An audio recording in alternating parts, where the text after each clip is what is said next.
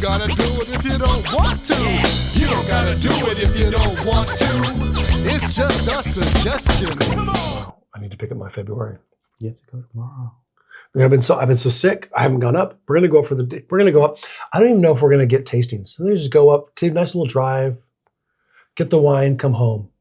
No, there's no reason for that. You know why you're going. Yeah, you're not wrong. We'll see. We'll see. You gotta have lunch. Have lunch. Murphy's is nice. And if the weather holds, I mean, you're telling me it's going to rain, but if the weather holds, What's the weather at Murphy's? I don't know. I'll find out. Yeah.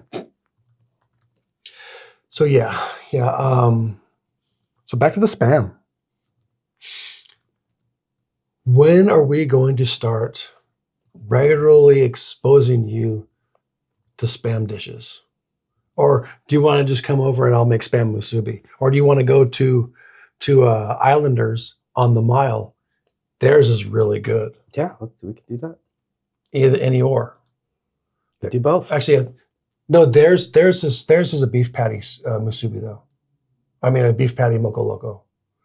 It's not this spam. That's fine.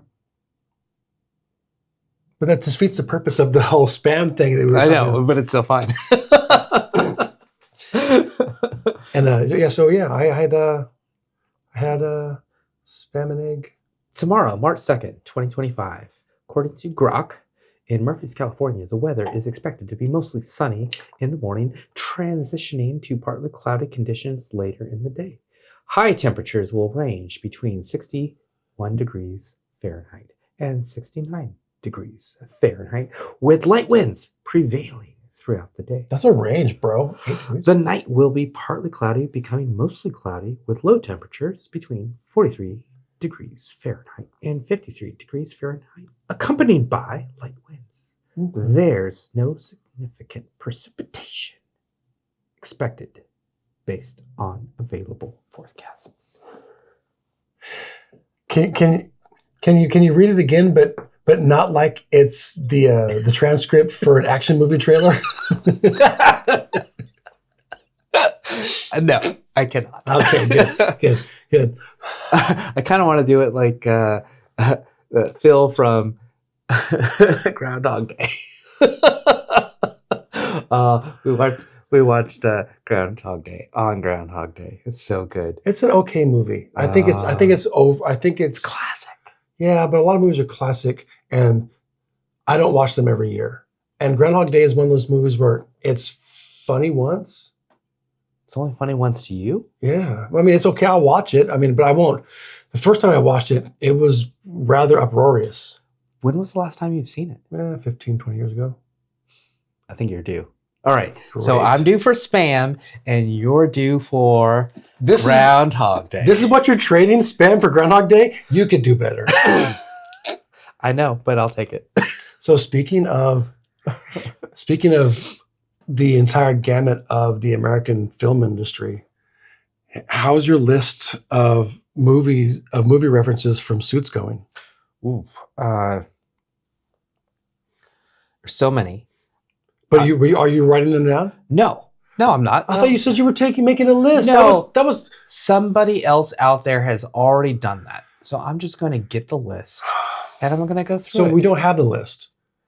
It's easy enough to get the list. I was going to ask you where you were at, but it sounds like you haven't fucking started. I haven't started. Yet. We haven't finished Suits. We're going to get through Suits first, and then we're going to do that. I got too much to watch. I'm doing Suits.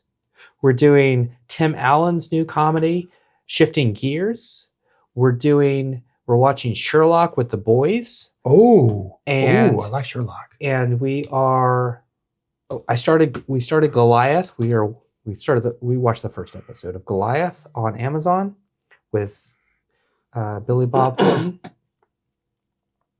Yeah, I've seen the trailer for it. I think it's good. I think it's going to be good. I've seen a variety of clips that have led me to that conclusion. And the first episode, I think it's not a family show. Definitely, it's definitely not a family show. Don't watch it with the cats, because they don't care. They love it.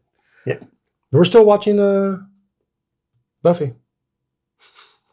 Sorry. You know, I don't. TV's terrible, and I grew up doing nothing but watching TV. So I've seen everything up to a point, and I stopped watching TV for a long time, and now we're going back. I mean, I'm literally watching Buffy the Vampire Slayer and Angel right now, which kind of sad that Michelle Trachtenberg just died. She's a career Hollywood actor. Okay. She was 39 years old. She had health problems. Yes, that'll do it. But she was one of the main characters on Buffy, and they were they've been in talks to. What was her name? I'll have to say it's Michelle Trachtenberg. It's a difficult. Yeah, that's her. Oh, okay. Yeah. So I mean, like this is like 3-4 days ago. Oh, it just happened. Just happened. I was scrolling Facebook looking for cat memes, and it was all Buffy star Michelle Trachtenberg and Gossip Girl star dead at 39. And I thought at first, you get kind of stuff like that on the internet, and you're like, oh, that's bullshit. But yeah, here she is. Very sad because Hulu was just in talks with the original cast to reboot the franchise. To do a Buffy revival, so this is sad. There's a new Harry Potter series coming out on Max. Yeah. I'm not a Potterhead, bro. I'm too old for that shit. What about your wife? She's too old for that shit. Oh, okay. Well, I know. I'm not a Potterhead either. I just know about this because my wife is. Let me reel it back because our wives are basically the same age. We just don't like Harry Potter. There we go. So not just Michelle, you see Gene Hackman too, right? Gene Hackman died like 2 days ago under mysterious circumstances. Him, his wife, and his dog were found dead, and they're talking about it being suspicious. Like I read something where it said that there were signs of struggle, mummification. Mummification? Is it like a ritual? Let's see here. So they're trying to disguise the. It's just under strange circumstances. But yeah, Gene Hackman just died. It was 3 people all in like 2 days. Roberta Flack was the other one. R&B singer, most famous for "Killing Me Softly." Oh, okay. Yes. I was just listening to Lauryn Hill's version of that, or the Fugees. The Fugees. I'm sorry. Yeah, I love that cover. If it wasn't for fucking Wyclef Jean going one time through the whole fucking song, because it's beautiful. It's really well done. And Lauryn Hill has a gorgeous voice. She does. And it's so mellow and so muted and so just like, it's so 90s and so well produced. And then one time, oh my God, it's so hard. When I was a kid, I loved that song, but I couldn't listen to it because I would get so mad at Wyclef Jean. You have unresolved issues. No, I'm over. I can listen to it now. Fucking 35 years later. That's about the last time you saw Groundhog Day. Yeah. I was literally listening to the Fugees' latest album, and then I rented Groundhog's Day from Blockbuster. There you go. Oh, yeah. Yeah, curious. You know what? My first thought is a little dark. Was Gene Hackman on the Epstein list? So what's the deal with the Department of Justice is going to start releasing, declassifying that stuff? It's funny that's a thing. Because what is so? I don't see a problem with it, and here's why. We're talking about children being abused. We're talking about minors being trafficked. Well, yes, but the thing is that is a thing that's terrible. But so there are people in Congress who want to declassify this information so that they can quote go after the people responsible. But if it's so heinous, are these people already not being eyed for for handcuffs? And if they're not, then why? What's the deal? Because they're too connected. I'm thinking the conspiracy is. Oh yeah, now we're in conspiracy because this is conspiracy theory shit. Because they're too connected. They're too involved with other people. And if you start digging, what else are you going to find?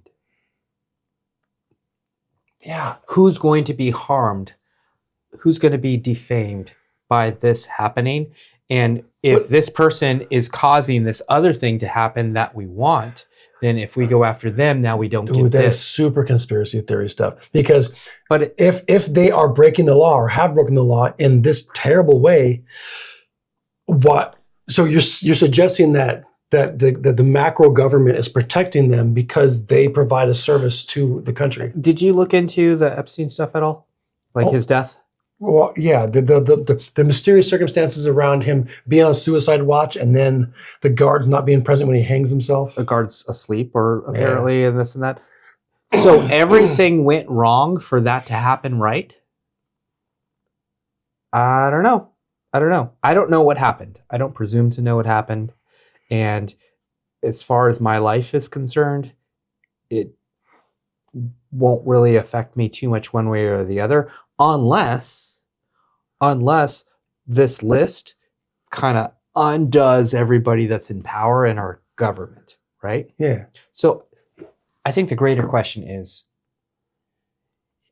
if your government is lying to you and withholding information and allowing these atrocities to continue, do you want to know about it?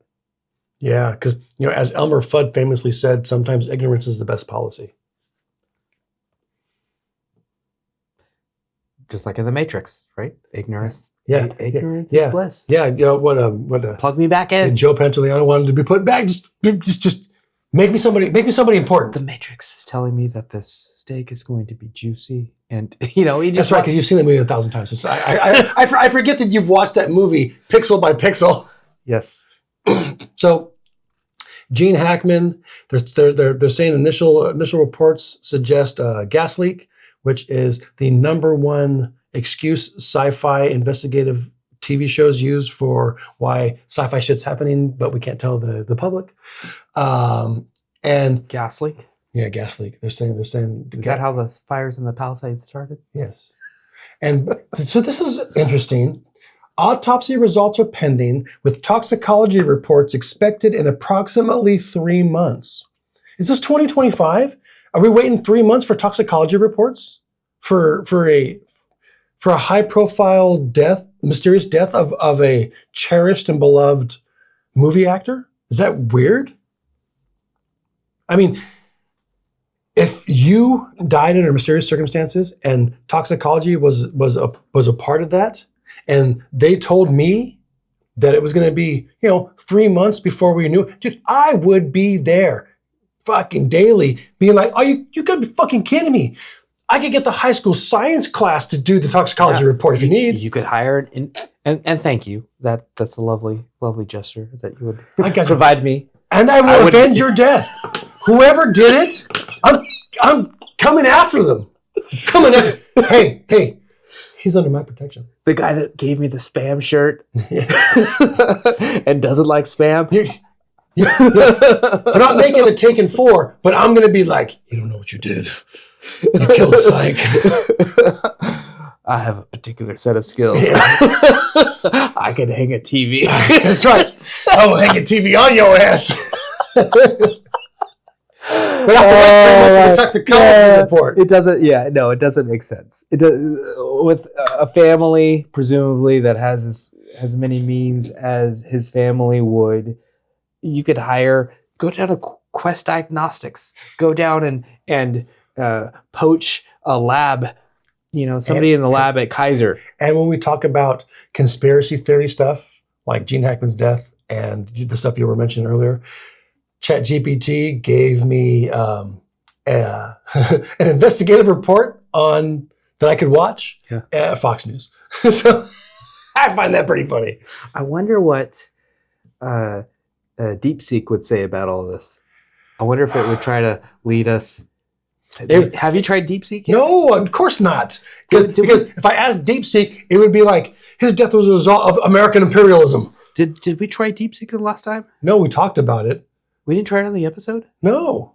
I'm not putting that Chinese garbage onto my computer. So I asked it a few questions. I think the memory is because I did it with my class. Oh, okay. Or I didn't.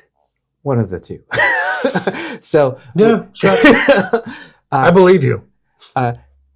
Tiananmen Square. Yeah. What happened in Tiananmen Square? I don't know anything about that. Yeah, right. What is the CCP? I don't have any information regarding that. Yeah. But then you would ask it something about, current events or something trivial. Yeah. Why is Donald Trump orange? 6 paragraphs. Right? Yes. But anything involving politics that would potentially put be harmful to the Chinese in a bad light, then it was either deliberately sheltering them or just it's only giving us what we give it, right? So because it's generating what it has to pull from. Yes, and that's so the programming in there is either prohibiting it from doing that. Of course it's prohibiting it. It's or it's not there. No, it's generative AI. It's been programmed to selectively eliminate those concepts. Yeah. Which is one of the big problems about generative AI bias is that I'm sitting there all day, type, saying Gavin Newsom's a douchebag. Gavin Newsom, don't drink his wine. All those things, and then it becomes a part of the facts of things. And I don't believe that. Maybe I do, but the problem is you can't currently create an AI that isn't biased in some way. How do you? Because people are doing it on purpose. Did you see? This is great. Did you see the thing where the iPhone autocorrect was autocorrecting the word racist to replace it with the word Trump? And when somebody pointed it, they screenshotted that happening, or took a video. Yeah, when somebody pointed this out, when somebody pointed it out, that's a new update I got this week. Yes, yeah, exactly. No, you're probably not wrong. But Apple said, "Oh, it was a glitch in the system that we have since corrected." Of course. I'm glad they corrected it, but sometimes when you allow something like that out of the bag, I mean, you can't put the genie back in the bottle at that point. Not anymore. Not anymore. Yeah, that is definitely interesting. What is Tim Cook doing?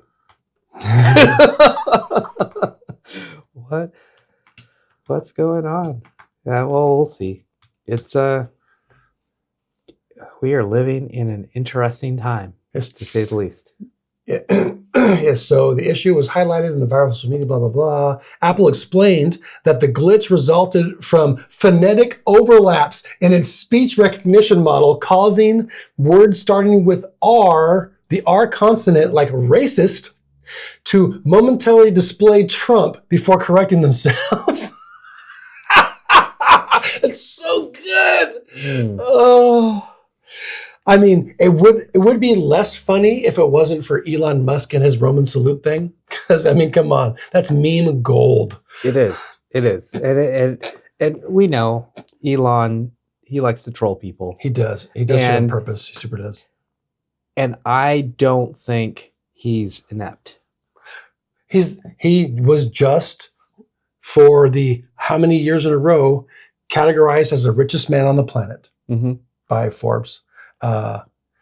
He didn't arrive at the place he is in life on accident. No. It was deliberate. And someone who is as calculated as he is, as I am about the process it will take me to clean my car. I wish you were Elon Musk, bro. We would have such better lighting.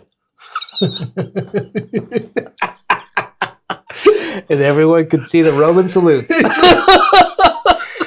I'm not going to do it because that would just be. Yeah, I mean, it's just so bad. We don't want to strike. We don't want to strike. No.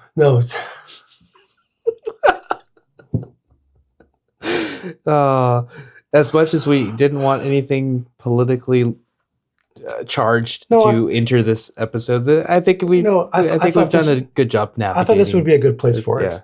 Yeah. I mean, I don't. I used to. So it's difficult because if you're not in our country, if you're not in a party, then you can't vote in the primaries. No, just in California. Oh, it's just here. Yeah, primaries are a state thing. So I register as a non-party independent. So I'm not an independent. I'm a member of the independent party. Okay. I register as no party. Got it. And I've done that since I was 19 years old. All right. And I don't vote in primaries. But my thought has always been, so in Colorado they're allowed. Well, it's state by state, and honestly, I'll ask ChatGPT. No, as far as the presidential. Yeah, the primaries. All primaries are party based. You're talking about the two-party system. Yes. So if I registered as an independent, I could vote for Jill Stein in the primaries. See here. Okay, but so that's the thing I dislike. You can only vote for the party that you're registered to vote for. Yes. But what if you like someone from the other party better? So my thought process on that has always been that the primaries are largely irrelevant. It's especially in California, and then you talk about nationally. I've always been like, you know what? Let the party people they'll sort it out, and then I will make an informed decision based on what's left. Yeah, that's how I've always thought about it. Anyway. So what if you could, since we're going down this road of fixing societal ills, what if you were allowed to vote for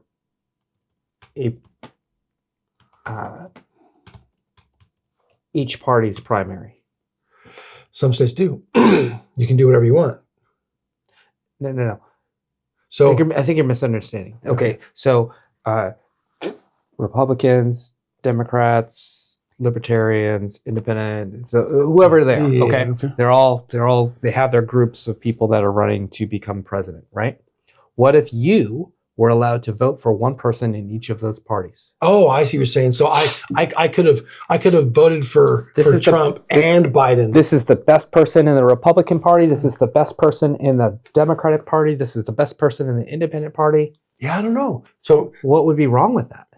That's an interesting point. So as of 2024, 22 states conduct closed presidential primaries or caucuses, limiting participation to voters registered to the major political party. Additionally, 14 states and the District of Columbia, which who cares? Fucking District of Columbia. They don't get to vote. They're having fun. It's fun for funsies.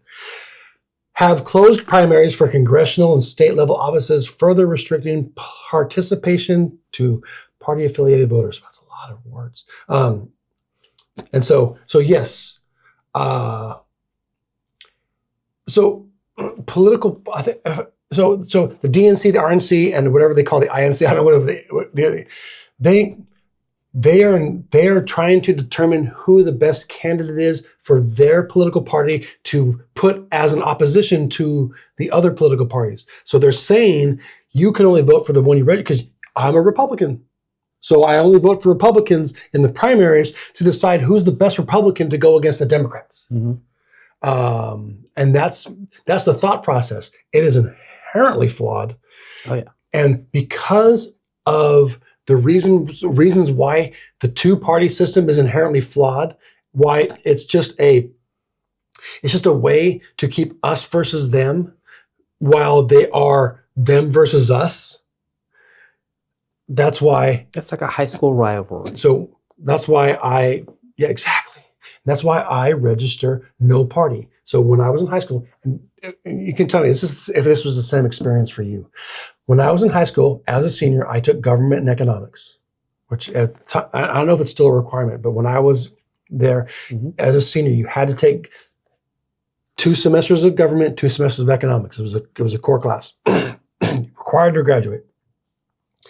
When you took government, anybody at the end of that period who was 18 registered to vote. And I took economics and government, so I was actually 18 when before I graduated. Mm-hmm. And so we all got registration forms, Mm-hmm. and it was all a part of the class, but we all registered to vote. At the time, I registered as a Green Party independent. And I can't remember why. Okay. Probably because I was young and dumb and thought that legalizing marijuana would be cool. This is 1996. A year later, after I got out of high school and I was in college and I was starting to think for myself just a little bit, I was like, I don't like this or any of this. Mm-hmm. The whole concept of the two-party system just ground me the wrong way. And I was going to a supermarket, and you gotta have the people out there, hey, are you registered to vote? Would you like to register to vote? And I took one of those registration forms and I changed myself to no party. And I've been no party since I was 19 years old. Because I firmly believe that the two-party system is designed to accentuate society. And you've heard my beliefs on society. It's just a construct to keep us complacent, Mm-hmm. so that we'll do the things that the people above us want us to do, but we won't realize that we're being manipulated. So we're just happily waiting to die. So help me dissect this a little bit. What would be the potential downfalls of allowing every citizen who is of voting age, to vote for whoever they see is the best candidate in every party? So from my perspective, I don't see a problem with that. I think it's kind of brilliant. It's a little inspired. But from the political party's perspective, you are just inviting problems. So So they don't want that. It's extra. I mean, logistically, you'd have to count extra votes. You'd have to keep track of all that information. Think about it like this. California is a blue state until way after our death, right? Most populous state next to Texas. But you allow everybody to vote for one person in every party. So you vote for one Democrat amongst the field of primary candidates, one Republican amongst the field of primary candidates. You vote for Jill Stein because she's the only Mm-hmm. Green Party. Well, they could withhold their vote. They don't have to vote. No, but they could go Republican here, Democrat here, the Green Party no, Independent no, whatever. But now here's the deal. I am a hardcore Democrat. Sure. I'm a hardcore Democrat. I vote for the best Democrat Party candidate and the worst Republican Party candidate to skew the numbers, to give my candidate a better chance at defeating who was eventually selected for the opposing party. That's what they would think in that respect. So then it becomes a matter of numbers. Yeah. How many people get to vote? It's all numbers. It goes back to the reason why we don't have a pure democratic system is because it's a numbers game. Mm-hmm. If it was one person, one vote nationwide, then California and New York would decide every single election from here to the end of time. And Georgia would no longer want to be a part of the union. Neither would Tennessee. Neither would Maine. Neither would Colorado or Wyoming. It only has 600,000 people in the whole damn state. Mm-hmm. They don't get a voice. What's keeping them interested? It's the electoral college system that is keeping them. It's a democratic republic. It's a republic of states. So yes, that is why we don't allow those kinds of things. The Constitution understood the guys who wrote the Constitution. Kind of brilliant. I mean, we dislike a lot of the things that it allows, but it's kept us all together. But think about the whole concept of they're keeping the family together. The great experiment of modern democracy, and forethought of seeing how we would react hundreds of years later. With something as simple as, hey, you can say what you want. Other countries would definitely like to have that.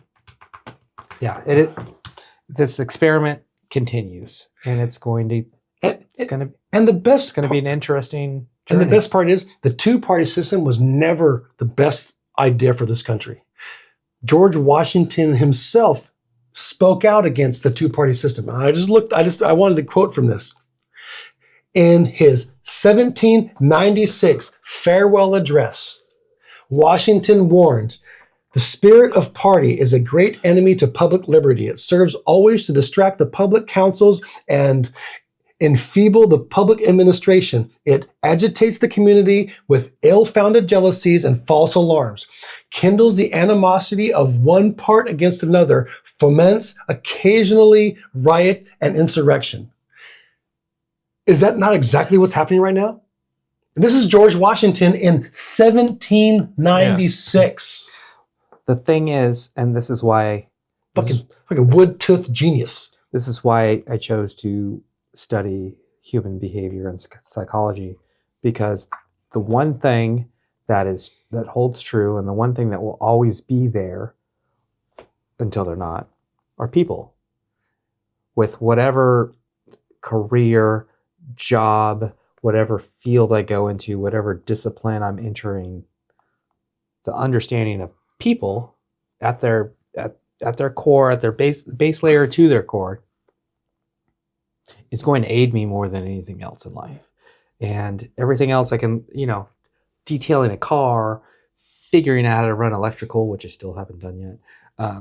All these other things I can do, but the people at that time, including George Washington, understood people. 1796. Not 1996 and not 1990. No, not even 1890. Yes. And you should go to Yosemite because it's gorgeous.